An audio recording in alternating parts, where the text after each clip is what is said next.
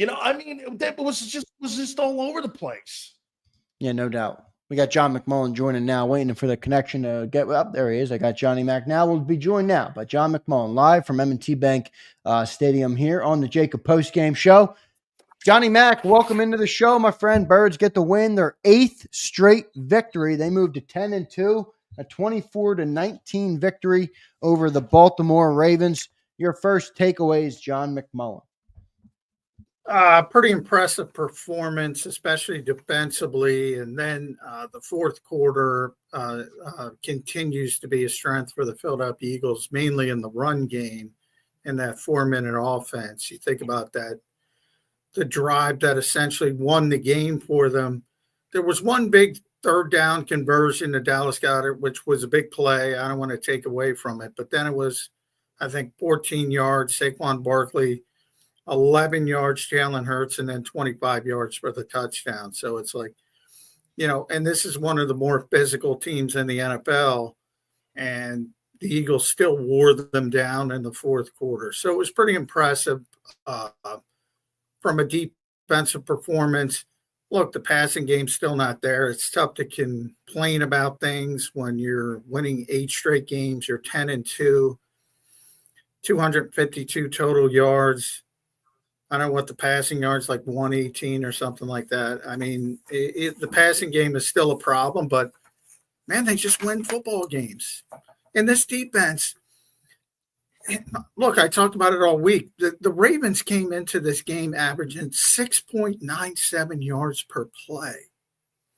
And they held him to, I think it was 5.2, which may not sound that good, but that's pretty good when they come in. Yeah. And Derrick Henry's averaging 6 yards a carry. I'm looking at him. He was down to 4.3. Lamar Jackson, 117.9 passer rating. He was down to 101.3. That's the standard. And that defense is holding everybody underneath their standard.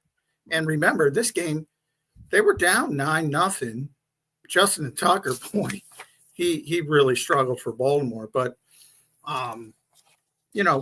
we were talking about if they get down 2 scores, didn't matter because the defense didn't waver. And the offense, same thing.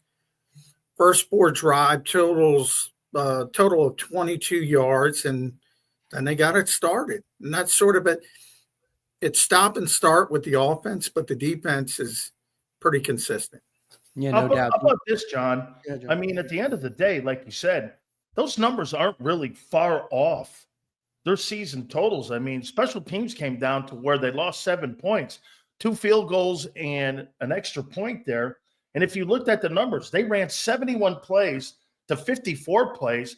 They pretty much shut that offense down outside of Saquon Barkley. I mean, it wasn't anything offensively that was really special, but the 71 plays, and I'm with you, John, in this, that defense, they created pressure.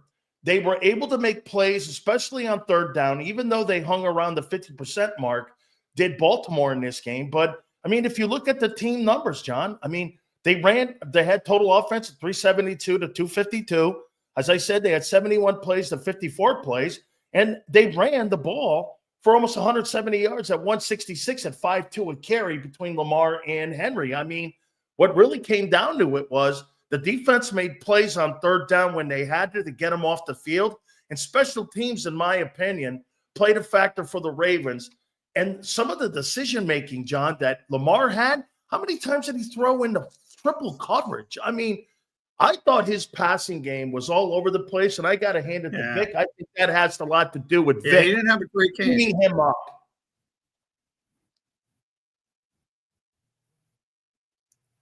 Yeah, and I think it had a lot to do with the pass rush as well, which I was concerned about coming in because first game without Brandon Graham. Jalen Carter,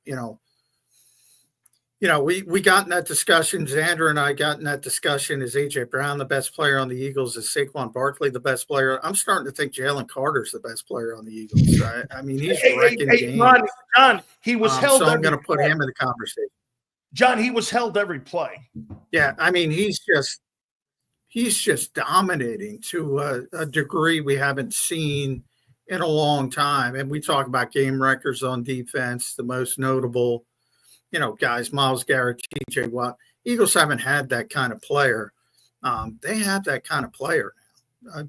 Jalen Carter can wreck a game. And I think that's part of it. The thing about quarterbacks, I think everybody, the old school, when you played, Dan, and it wasn't as safety conscious, somebody might even tell you to go hit the quarterback early and see if you can rattle them a little bit. And, it still goes on today, and I think it still exists. There were 3 throws, which you can see when you're at the stadium. Lamar missed wide open receivers. I mean, they were running free, and he just missed them.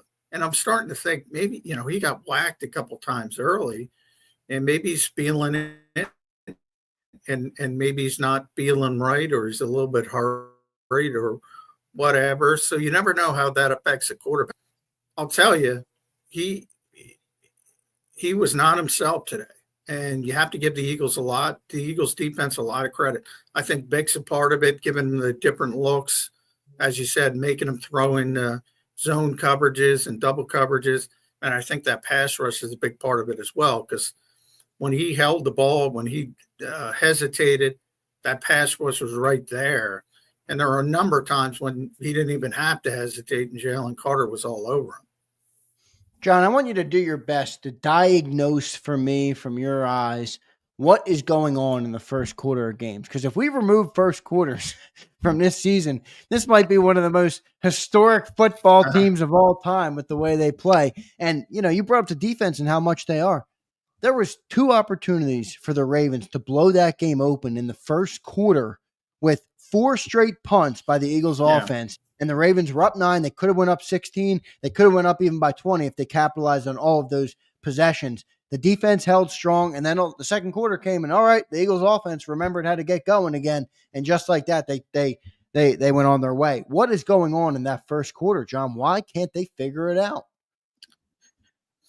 Well, when they did get it started, it was the Braden man punt down to the 1 yard line. So Sidney Brown downed it at the 1 yard line, and the Eagles were able to get a 3 and out. So they flipped the field. By the way, it's one of those throws. Zay Flowers was wide open for a 3rd down conversion. Lamar Jackson threw it at his feet. So anyway, they get a 3 and out. They they flip the field. They get great field position. They start on the plus 49. And then they went to the RPO and tempo combined. So I asked Jalen Hurts about that. I'm like, it seems like when they go to tempo, they start to play better. So I'm like, there's no law that says you can't play tempo right out of the gates. Nobody can explain the soft starts by the offense. We've asked the Eagles 100 different ways. We've asked Nick Sirianni, Jalen Hurts, Kellen Moore. Everybody's trying to fix it. They just start slowly offensively. Today, Saquon got a run on the first drive, and that was it. Then they punted after getting 1 first down. Total of those first 4 drives you mentioned, 22 yards until they flipped the field on that Braden man punt. Then it was like touchdown. It's like, what? Late wake-up calls. I can't explain it other than, teams aren't worn out early, so it's going to be a little bit more difficult to run consistently, even with Saquon. They're not worn out at that point.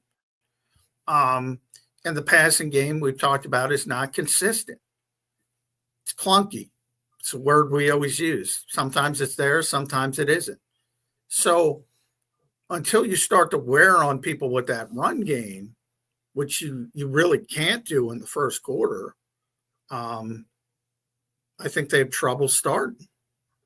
I think it's tied to that, because right now they don't pass the ball well, and especially without Devontae Smith. Now, I asked Nick a question in the post-game presser about the fourth quarter running game, and he used it as a tangent to go into Jalen Hurts managing these games, calling him an MVP candidate. You know, I don't know. But the passing game is not there. It is There's not no there, reason to have to sell except for Jalen the Hurts. second quarter and A.J. Brown, and then they don't go back to it. Hey, John, there's no reason to have to sell. I mean, that's what there's no reason to have to sell Jalen Hurts when your team's 10-2. I mean, you don't have to oversell it. Well, you would think, but but you know how people are when you look at the box score, and I'm looking at it right here, and he's 11 of 19 for 118 yards.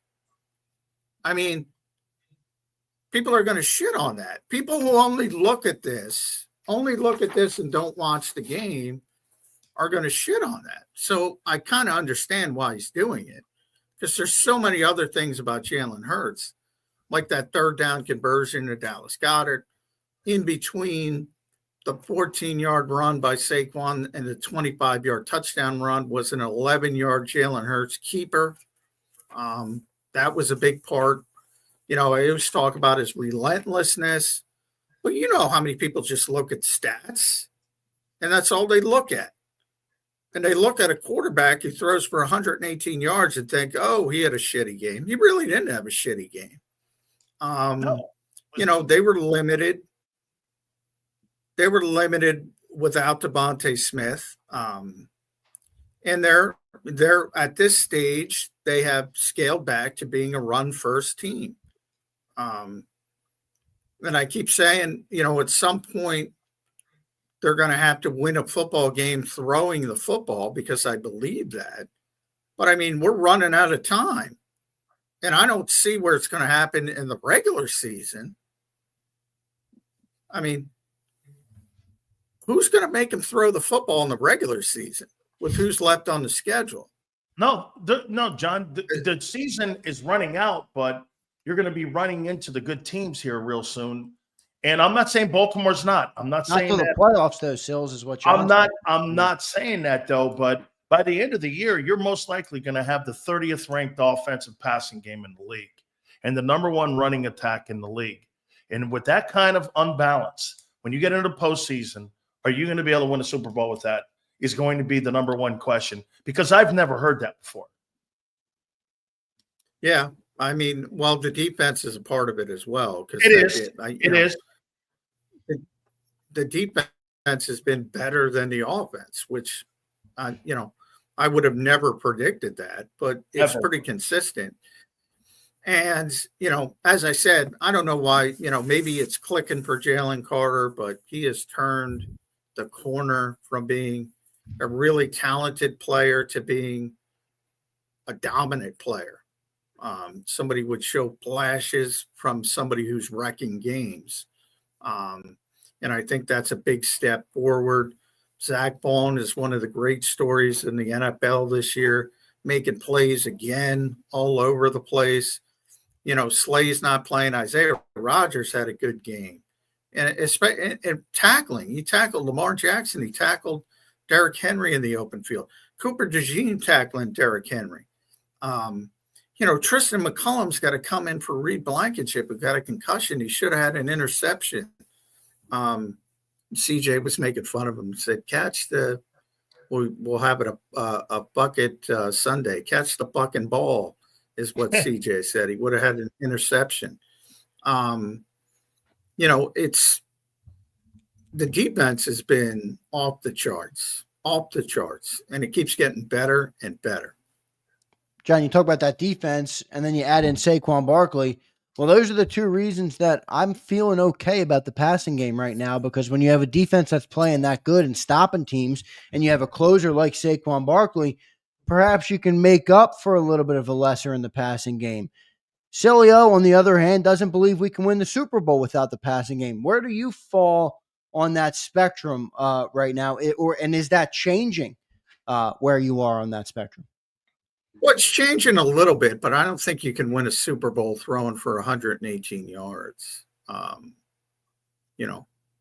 So it's got to get somewhat better. And the thing that I think is frustrating is, like, not today because Devontae's not out there, but when Devontae's out there and AJ's out there and Dallas is out there, like, there's no reason you shouldn't have a really good passing game. So I think that's part of the more head scratching than anything else. And especially bringing Kellen Moore's got the reputation for being, he's had 2 number 1 offenses and they threw the ball all over the place. Like, what the hell? What's missing? What's missing? And I think the Eagles are trying to figure out what's missing on top of it. And that's why Nick's overselling it. There's, we were just talking about, for some reason, because of our 3.5 hour car ride down here, which should take 90 minutes at best. We were talking about, Ben Roethlisberger in his first Super Bowl, for people that remember, had a terrible Super Bowl, terrible. And they won the Super Bowl. And I don't know, I'd have to look up the exact yardage. They won a Super Bowl with Jerome Bettis leading the running game, not that far off. But even if you look at it that way, all right, maybe you can win one game, and maybe it's the divisional round, maybe it's the NFC Championship game, maybe it's the Super Bowl. Maybe you can win one game like that, but you can't win 3 games like that. I think that's what Dan is saying. Exactly, John. That's what I'm saying. That's what I'm saying. Maybe you can win 1, but to win consistently that way, and Xander, I was talking about margin error. Doesn't the defense help bridge that gap? It's not the fearsome foursome. I mean, it's a great defense. I know, but John, you just got done telling me on the pregame show. You just got done telling me in the pregame show that this Ravens team is second to only the greatest show on turf, Rams. They didn't have an 12 fucking points. I got the points, but Xander, you're making it look like you shut them down. You didn't. Well, I mean, they scored 19. Now, part of that was garbage time. Listen, they did have. Look, they were moving the football pretty consistently. To Dan's point, they're the one. They had 372 yards compared to 252 for the Eagles total offense, and I'm telling you, he missed Isaiah Likely, would have been a 40-yard gain. Zay Flowers on that third down, probably 10 yards. He missed I forget who. I think it was Zay Flowers again. Missed him downfield, would have been 30, big play down the field. And again, Justin Tucker, if it were the first 14 years of his career, even if you're getting backed up, he's making those kicks is what I'm saying. So if he was the normal Justin Tucker, add 7 points, automatic, add 7 points to so there is some, Nick was talking about hidden yardage with Britton Covey catching punts versus that goofball Baltimore had who couldn't do anything right in the punting game, and how much that means, because that's like if you let a punt drop instead of catching it, you may lose 15 to 20 yards of field position. It's not the box score. Nobody talks about it, but that's the kind of hidden stuff. Like you're looking at the box score and saying, well, Tucker missed 3 kicks and this guy missed 3 passes he usually makes, and you get a little bit comfortable. I mean, they got a lot of yards and they just didn't convert and score. And the Eagles, their red zone defense was off the charts because they kept stopping them. And then they pushed Lamar Jackson back with that 14-yard sack. That's a brutal sack for a quarterback to take. Yeah. But I mean, the defense deserves credit for it. I'm just saying, Xander, they moved the football. They moved the football. That's fair. And they weren't able to convert. No doubt about it. John, how much has this game pushed you in the direction of this team as a legitimate Super Bowl contender? Maybe it's what it is and it hasn't changed at all. This game they were for you? They already were a legitimate Super Bowl contender. But yeah, they've never won here before. Another game, Cincinnati earlier. But this is a really high-level organization that everybody has respect for. Really difficult place to play historically. And they beat them. And they beat them, in the fourth quarter. And think about in the fourth quarter, at M&T Bank Stadium with Lamar Jackson on the field and Derrick Henry on the field, Saquon Barkley's getting MVP chance. I mean, yeah, I think this is a signature regular season win. But, you know, the Eagles have gotten to the point with their 10-1 starts and their 9-2 starts and now 10-2. They're used to this. Like, they don't really care about beating Baltimore on Thanksgiving weekend. To them, it's just another step in the process. I mean, they want to go to the Super Bowl, and anything less than the Super Bowl would be a disappointment for this organization. Good stuff, Johnny Mac. Your final thoughts before we let you get out of here, get home safe tonight, my man. We'll talk to you in the morning on Birds 365. Your final thoughts on what the Eagles did today, their 8th straight win, moved to 10-2 on the year. Another win in the column, Johnny Mac. Dare we say, Nick Sirianni would yell at me for this, but who cares? I don't have to abide by his rules. Dare we say 15-2? Because why shouldn't this team run the table in the regular season? 15 and if they do that, Detroit's going to lose somewhere. Yeah, they got Buffalo coming up too. Yeah, and they got Minnesota coming up and Green Bay coming up. Green Bay Green Bay Thursday. Yeah, Thursday night. They might lose that game. They have so many injuries. The one thing, the Eagles are starting to get some injuries as well. You know, Ben Summerlin got hurt at practice. He's out for the season. Johnny Wilson wasn't playing, which is not a big deal. But when you talk about the running game and him being a blocking receiver, you know, a little bit of that. Reed Blankenship got another concussion. Jacoby Dean got banged up, saw him going to get an x-ray, but he came back in the game, so that's positive. Britton got hurt again, was talking to him. He seems fine. But it's that time of year when they're starting to get a little bit more banged up. Yeah, we'll see how the injuries go. Johnny Mac, great stuff, man. We appreciate it. We'll talk to you in the morning on Birds 365. Good stuff, Johnny Mac. Thanks, John. All right, thanks, guys. See ya. All right, good stuff there from Johnny Mac from M&T Bank in Tampa or in Baltimore. So good stuff there from Johnny Mac. I gotta let Sills go. I know I'm into his Corona time. I wrote something down here. 40-11 over the last 3 years. Boy, it's Super Bowl or bust. Yeah, look, you just heard John say it too. I mean, that's where we are. You're not wrong. You agree? It's Super Bowl or bust. You go 15-2 and you have 11-6 and then a 14-3 record. This is Super Bowl or bust, dude. It is. This is not hanging around the rim here. No, you're right. You're right. You are absolutely right. I got one super chat I'm going to read to you. I got a bunch, but I'm not going to keep you here for all of them. Let me just get to this one here. It's a $20 one. Big Fish. Thank you, brother. We appreciate all the support today on the show from everybody. How many likes are we up to, by the way? We got to get close to 1,000 likes for 8 straight wins. 634. Not too bad. Big Fish says, Jalen now beat all of your dog and pony show QBs, Sills. No more BS garbage time stat excuses. A win's a win. Okay, one more time. Those players carry their team. Your guy is carried. It is a different comp. You can't compare the I mean, it's not this guy's making it sound like he's beating somebody with 104 yards passing. Give me a break, guy. You know what he is? He's a guy that sits on the bus. He's not a bus driver. How you doing?